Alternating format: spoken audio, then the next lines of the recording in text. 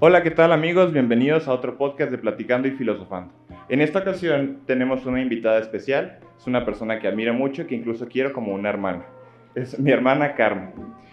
Carmen, salúdalos un poco, Carmen. Hola. Aunque no contesten ahorita si te escuchan.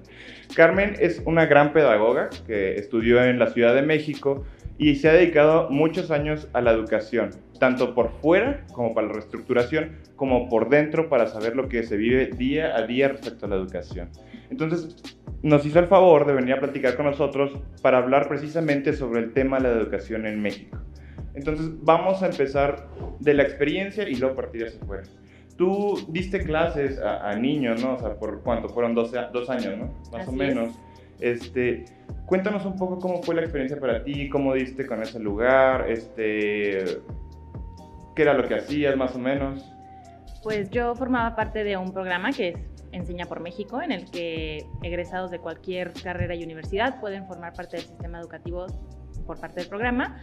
2 años te comprometes a dar clases en la escuela en la que te asignen, en el estado en el que se te asigne, y en mi caso fue en Jalisco, en Tlajomulco de Zúñiga, en una escuela, en una zona vulnerable para niños, y yo era maestra de primero de primaria. Los 2 años fui maestra de primero de primaria. Sí, el sistema de escuela que trabajaste es especializado, ¿verdad? Es para gente de bajos recursos, pero con alta calidad educativa, ¿no? Así es, son escuelas, en México hay unas 10 alrededor en todo el país que están basadas en el modelo estadounidense KEEP, Knowledge is Power Program, en el que es tiempo completo y se da un programa así académico, pero también enfocado al carácter para que tenga un impacto en la comunidad y ellos puedan convertirse en agentes de cambio. Perfecto. Bueno, ya nos contaste un poco sobre lo que hiciste a grandes rasgos, ¿no? Entonces, quiero que nos metamos un poco en el meollo del asunto. ¿Qué fue para ti esta experiencia? ¿Cuáles son los mayores retos que afrontaste? Si tuviste algún problema con el sistema educativo, si decías, es que yo quiero hacer esto, pero me está frenando por este lado. ¿Cómo fue lidiar con los papás? Por el momento, ya ahorita iremos explorando. Creo que la verdad es que tuve mucha suerte. La escuela en la que yo estaba, al ser, es privada y becan a los niños, entonces los niños no pagan ni un peso, pero no está sometida al sistema educativo como lo es una escuela pública. Entonces hay ciertas flexibilidades y ciertos ajustes que tú puedes hacer, como el modelo. Nos adaptamos más, cumplíamos con todos los requisitos de la SEP y aparte hacíamos todo extra, pero eso también nos daba flexibilidad y la oportunidad de hacer muchas cosas. Además, la directora de la escuela en la que yo estaba era muy abierta a propuestas y en todo momento, si yo proponía un proyecto, una actividad y demás, siempre estaba abierta a que lo implementáramos y a que lo hiciéramos. También en ese sentido, mis compañeros, al ser egresados del programa en el que yo estaba, eran personas súper proactivas y que querían tomar la iniciativa y se sumaban a todo lo que propusiéramos o incluso juntos proponíamos, y eso hace un clima completamente distinto, ¿no? Porque cuando tienes un maestro que viene, cumple con su horario y se va, pues es un poco frustrante porque sabes que no se va a sumar a otras iniciativas y que al final son las que enriquecen a los niños.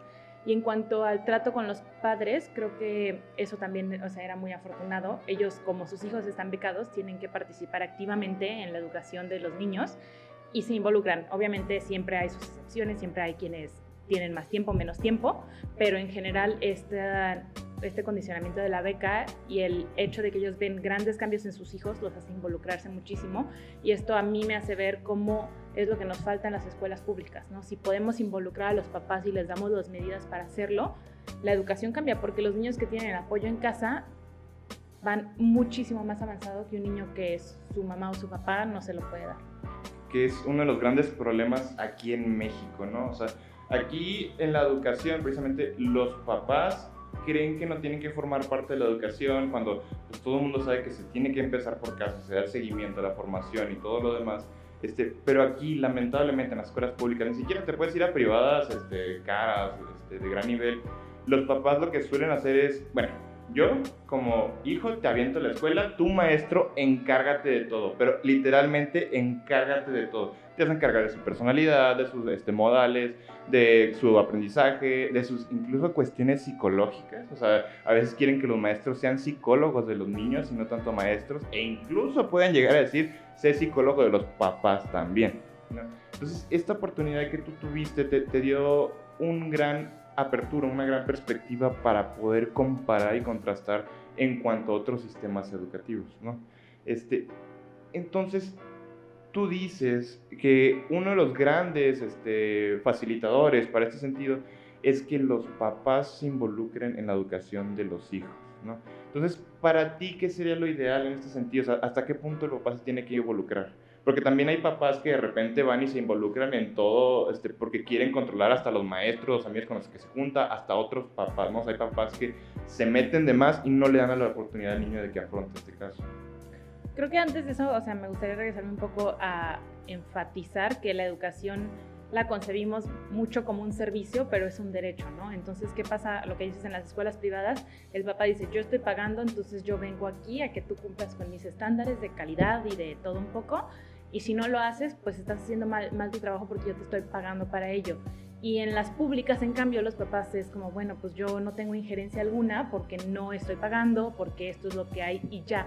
Cuando en ambos casos debería haber un equilibrio en el sentido, sí puedes exigir porque estás hablando de un derecho para tus hijos y pues tú eres la figura de legal ante ellos, y también hay ciertos estándares que todos deberíamos cumplir e involucrarnos, ¿no? Entonces, cuando entendemos la educación como un derecho y no como un servicio, sabemos que ese derecho involucra a distintas personas, no solo al maestro, no solo a la escuela y no solo a los papás, incluso salirnos de eso y pensar en las comunidades, los vecinos, las familias extendidas, y cuando los involucras, las organizaciones de la sociedad civil y demás, y cuando los involucras es cuando entonces haces algo sostenible, ¿no? Porque el maestro, como dices, no puede ser psicólogo, no puede ser maestro, mamá, papá, amigo, etcétera, etcétera, etcétera, que sí lo es y lo hace, pero es pedirle demasiado a una persona, y cuando el niño sale de la escuela y está en casa, en la calle, en la comunidad, y ya no tiene este soporte, de cierta manera se debilitan estos esfuerzos porque no son colectivos, son individuales. Entonces,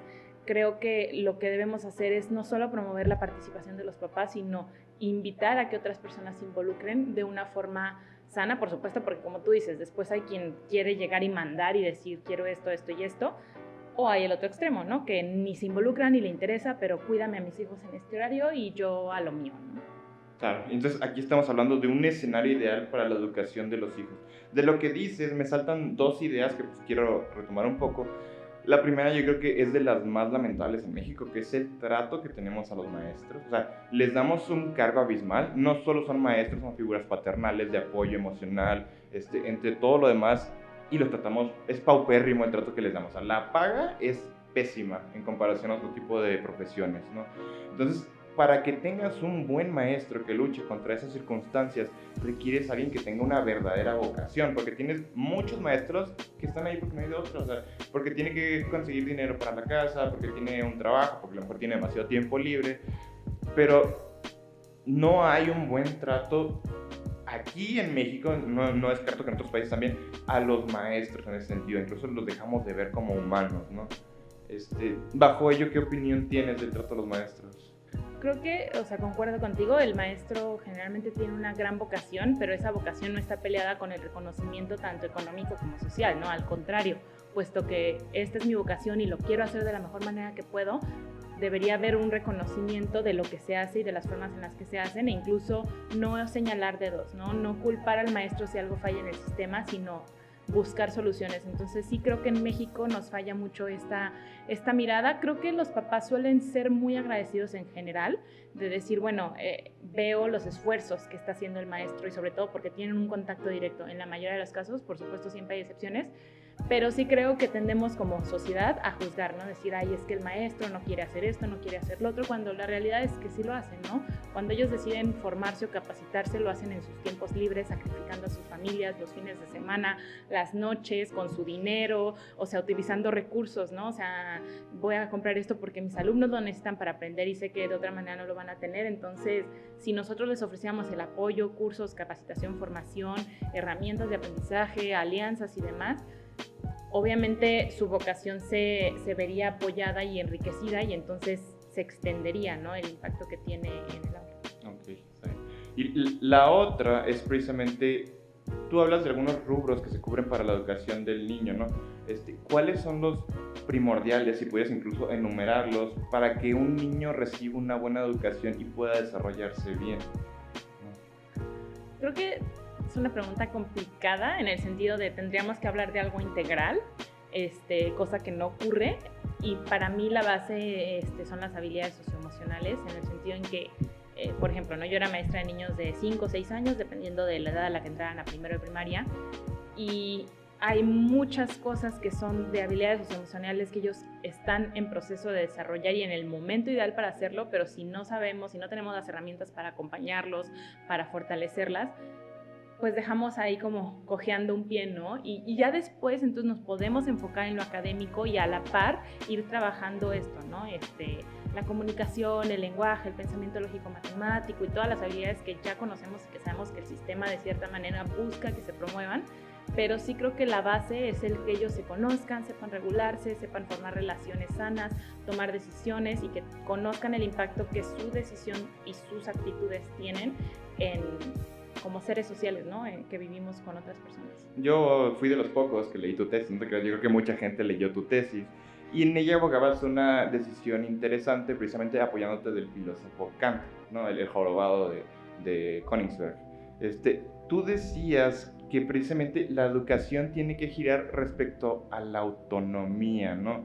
¿Podrías dar un pequeño resumen de lo que te refieres, por qué es importante la autonomía y cómo la impulsas?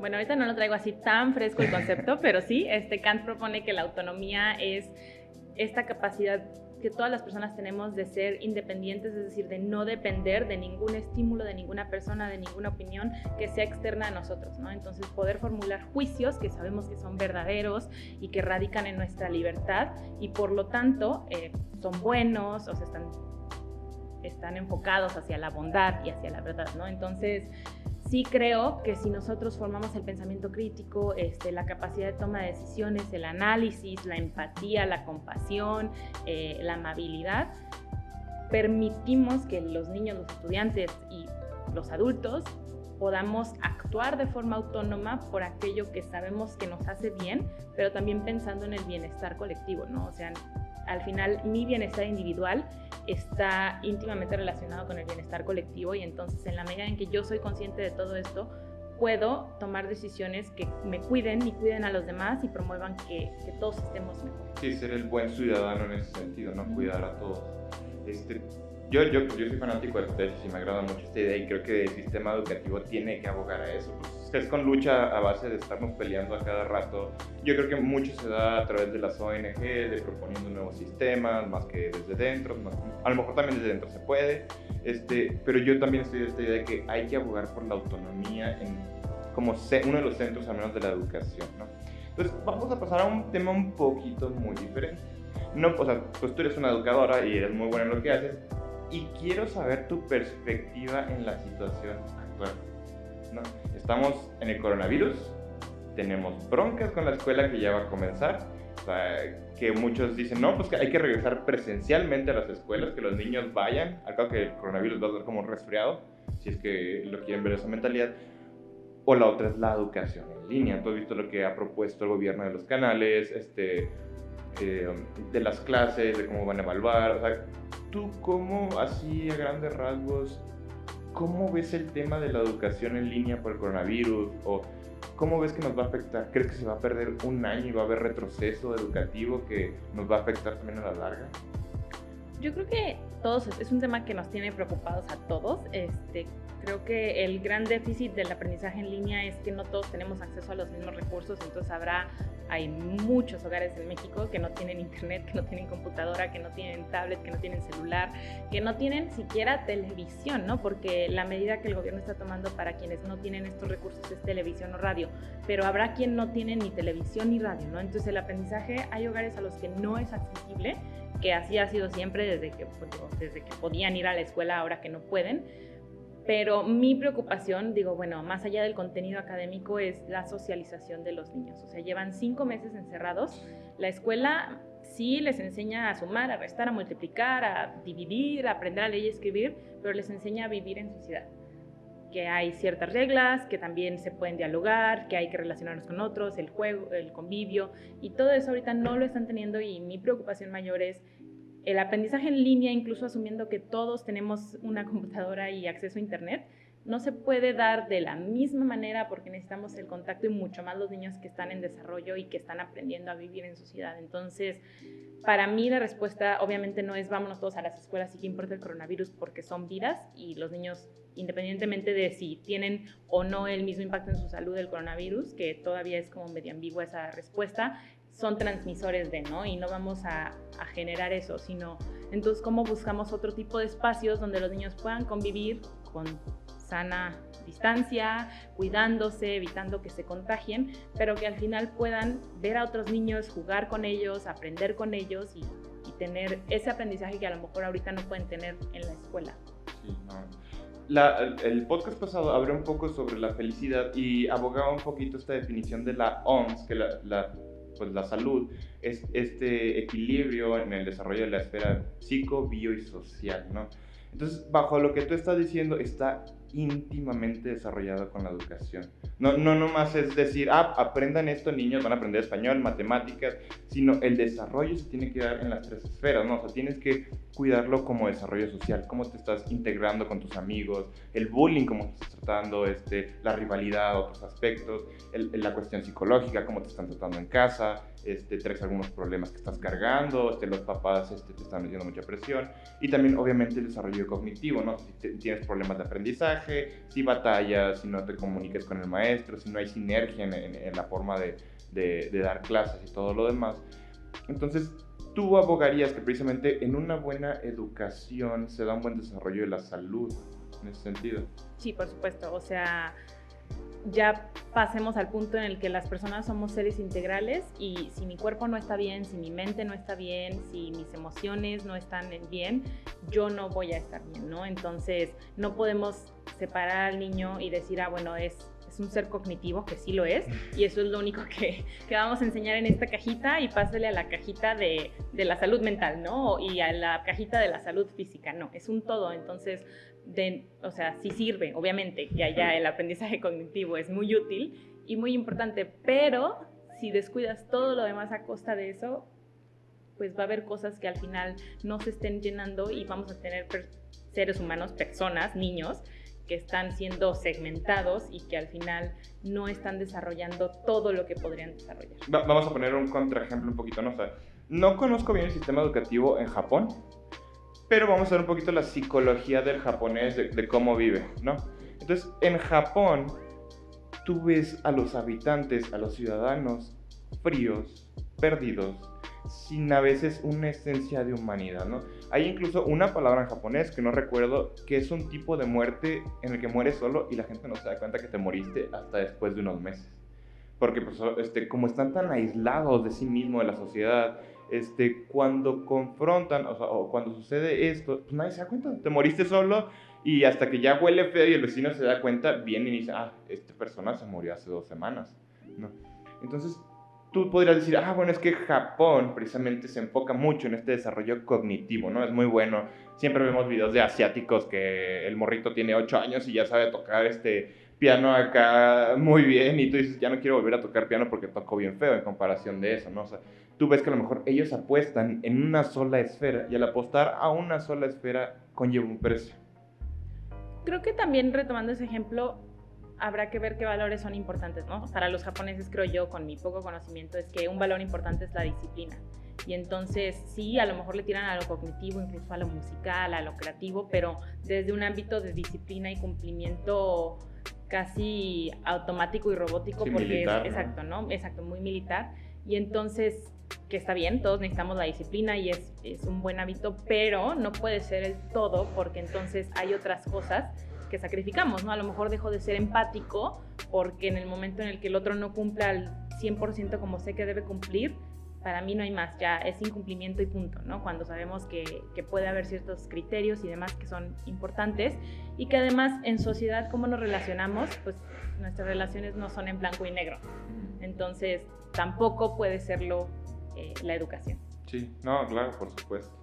Entonces, ya para ir cerrando un poco, porque se nos está acabando el tiempo, quiero hablar un poco más, o sea, ya hablaste un poquito sobre tu experiencia dentro de siendo maestra, también hablar sobre para ti lo que fue ser alumna, ¿no? O sea, tú consideras que la educación es esencial para el desarrollo del niño y que es base, Entonces, tú en retrospectiva, cuando fuiste alumno en la primaria, secundaria, en la prepa o algo más, ¿sentiste que te faltó algo y te marcó en algo? O sea, a lo mejor dijiste, es que no tuve este año de primaria o esto, y yo siento que lo fui cargando en contra, como contra marea, ¿no? A raíz de ello.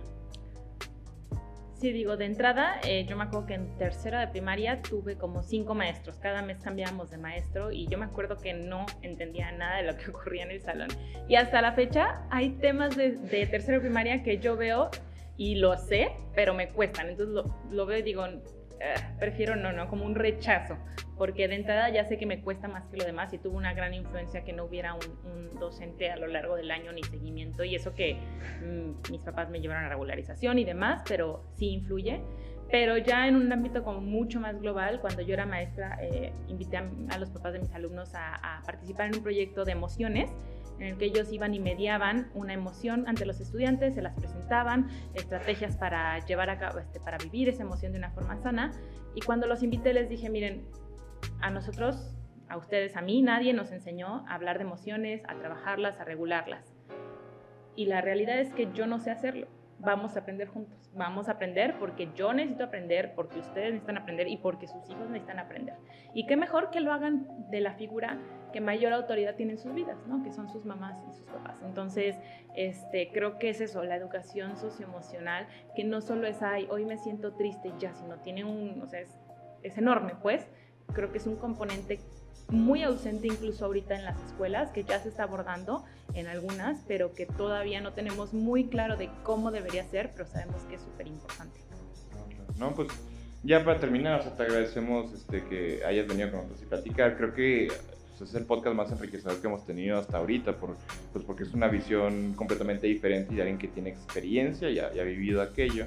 Entonces, yo quisiera ya extender a los que están viendo el podcast que nos compartan algunas dudas que tienen respecto al sistema educativo. Si ha habido alguien también que ha tenido experiencia en el sistema educativo como maestro, qué problemas ha afrontado, cómo ve las soluciones dentro del sistema educativo, cuál es el gran error que cometemos los mexicanos a la hora de educar a nuestros hijos, y también, pues, como hijo, o como estudiante que fue alguna vez, cuáles fueron los grandes problemas que presentó, cómo pudo solucionarlos y cómo los afectó a lo largo de su desarrollo como ser humano. Les agradecemos de nuevo su presencia, te agradecemos, Carmen, gracias, y los esperamos a la próxima. Gracias.